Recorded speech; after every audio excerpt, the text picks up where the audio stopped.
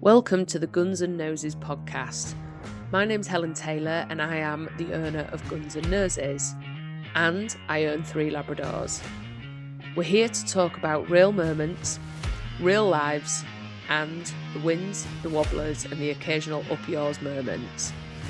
We're talking about those dogs with enthusiasm and us humans who are trying to keep up. So why don't you sit back, grab a brew, slow down, and listen in.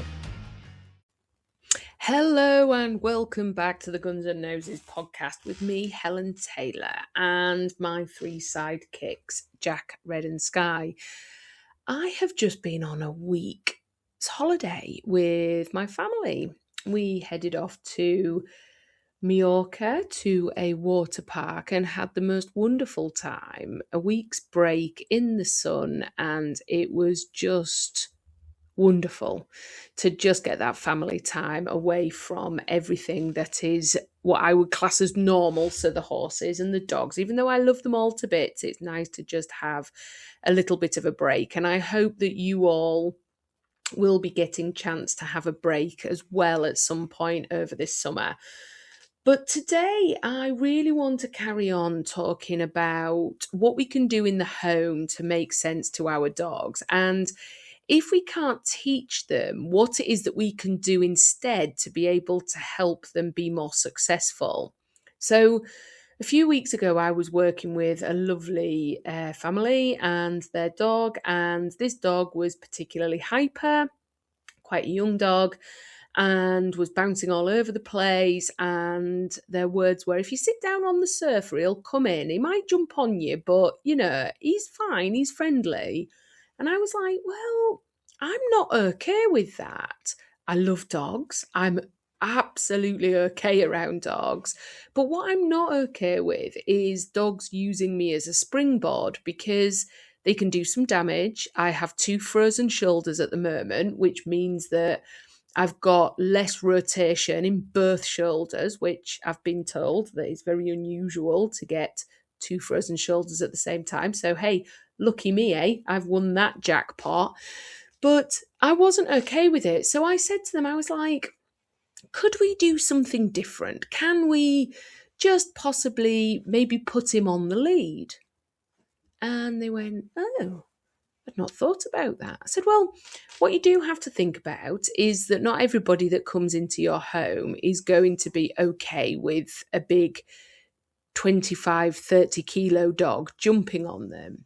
And whether he's friendly or not, that doesn't matter, because the Dangerous Dogs Act actually has been expanded. It was a few years ago that this happened, to protect people on private property. And it's all to do with the amount of dog attacks that were happening at the time. And it was to protect anybody who was visiting a home where they were possibly like postmen or delivery men or people like me, contractors, so plumbers, electricians, from being attacked by dogs. And I said, let's just pop this dog on the lead. There is absolutely no point in the dog coming through and bouncing on top of me and, being very excitable, but learning and practicing that unwanted, because I'm assuming that you don't particularly want it. You don't particularly like it. And they said, well, no, not really. But,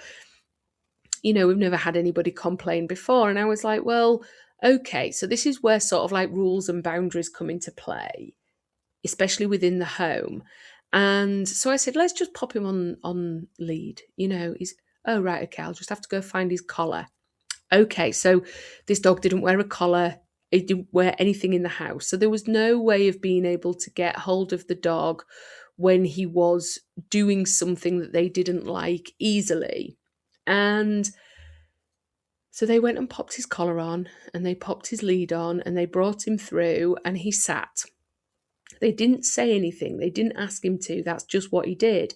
And that was because the picture had been changed. So up until this point, the dog had been allowed to enter the living space where the person was invited to come and sit on the sofa, and the dog just bounced around and jumped on the sofa and then possibly on the guest, and it was all just quite frantic, with the owners sort of saying, hey, no, get off, like, behave, but unable to do anything about it because the dog didn't have any equipment on. So my suggestion of putting the dog on the lead was really simple. We don't have to get angry. We don't have to shout. We don't have to yank at the dogs. We don't have to do any of that. There's absolutely no need. But just the physicality of putting the dog on the lead made the dog think a little bit more about what was maybe going to happen. We didn't even ask him to sit. He just sat, like, he just offered that behavior because he was unsure. And he was unsure because the picture was different.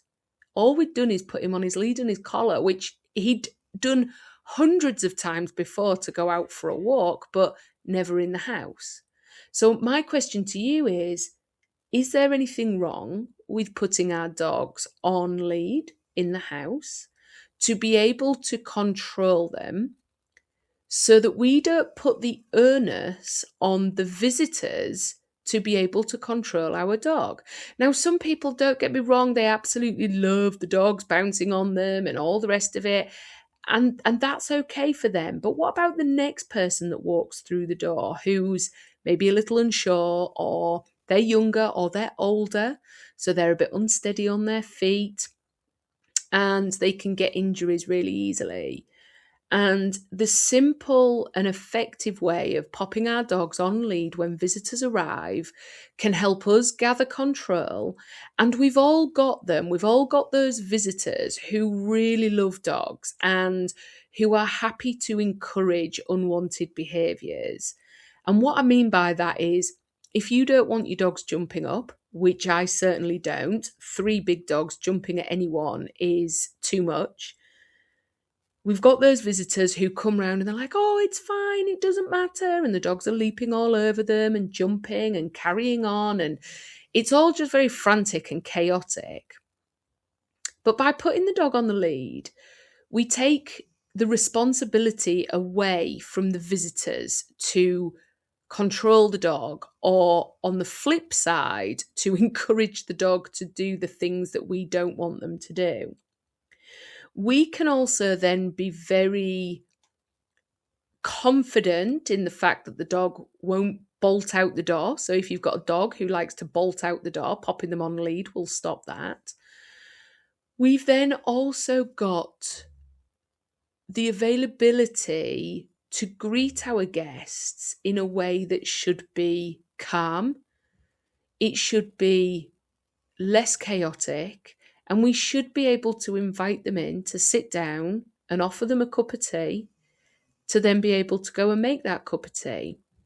And once our dogs have had that 5 minutes of, oh my God, there's somebody new in the house, we could then let them off and possibly expect a very different response. And just think, the lead is the same as having a baby gate. So if you have a dog who door dashes, so runs out or greets guests with such enthusiasm that the whole thing is just a little bit of a nightmare, and you pop them behind a baby gate to stop them from doing that, putting them on a lead is exactly the same thing. And it might be that you live in an open plan house, so having a baby gate isn't appropriate, or you just can't do it. Or it might be that you just don't want baby gates around, because if your mobility is bad, and having the bits at the bottom of the baby gate that are trip hazards, it might not be good for you to have those lying around. Also, some dogs can get really super frustrated at the other side of a baby gate, so they can see the people, but they can't actually access them. Whereas having them on lead, we can say to them, sit, or lay down, or settle, whatever the cue is. They're with us, they're next to us, and we can really sort of get them into a nice settled frame of mind before we let them off. So have you ever explored putting your dog on lead when they're in the house? And if you haven't, are you contemplating it now that you've listened to this podcast?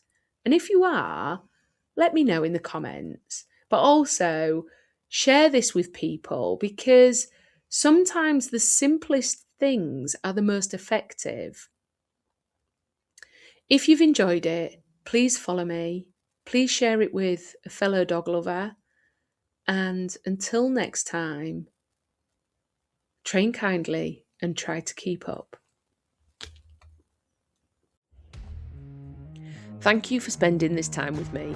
If today's episode helped you slow down, feel seen, or think a little differently about your dog, then it's done its job. Remember, progress isn't about perfection. It's about observation and reflection. You're not behind, you're not failing, and you're definitely not alone.